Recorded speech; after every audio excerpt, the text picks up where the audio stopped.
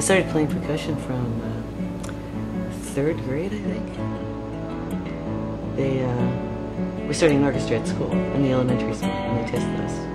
And I tested out on highest on the rhythm section, so they taught me the drums. So I played all through school. That was, you know, classical in the orchestras and the marching band.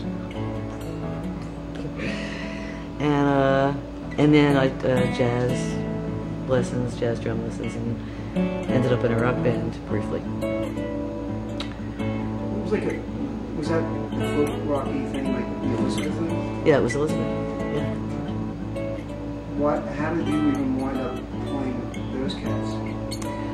Actually, I was a teacher at the Philadelphia Folk Workshop, which was owned by my cousin Steve Cannon. And Steve wanted to form a band that was a folk workshop band for whatever, either he did want to promote us. Whether he expected it to be a tie-in with the store, I'm not really quite sure. But he wanted to start a band, and he wanted to have it people who were associated with that place. And he knew I played the drums. I was teaching guitar then. But he knew I played the drums, and he said, well, you think you can do it? And I said, well, I've really never played rock drums, only classical drums, and some jazz lessons, but never in a band. But I guess so.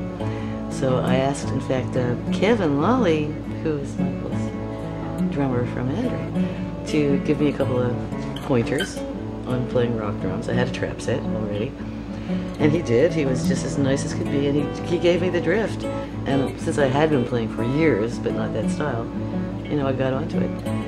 And that became Elizabeth, which became, of course, then Good God after that. Well, Stookie, Steve Bruno, me and Steve Weingart, me, that's right, the lead guitarist. So at that point, it was just like one guitar, bass, and drums, and Snoopy and Purple? Yeah, he did. Sometimes. Yes, he did.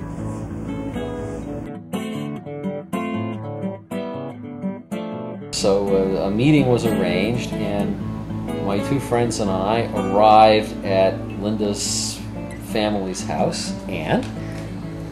No, go ahead. Go ahead. Well, this began his long career of cradle robbing. First in a long series of. I came with my guitar and my banjo, and Linda, of course, got out her guitar. We played for and at each other, I guess. Yes, yes, yes. And that was how we met. And I knew him by reputation as well, because I had seen him play at the Philadelphia Folk Festival in the banjo contest, playing a classical piece on the banjo. And I thought, now how cool is this? How just bloody cool is this? Whoa. And then he appeared at my door. So that was pretty neat.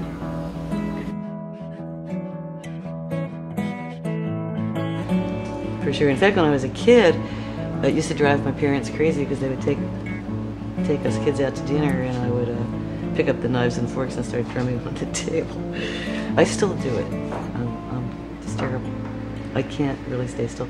If I don't tap my foot or make some rhythmic response to music, it's like I haven't heard the music. It's true. If I listen to a whole album and if I make a point not to tap my foot for one of the pieces, it will almost have dropped out under the radar of memory. I just have to do it.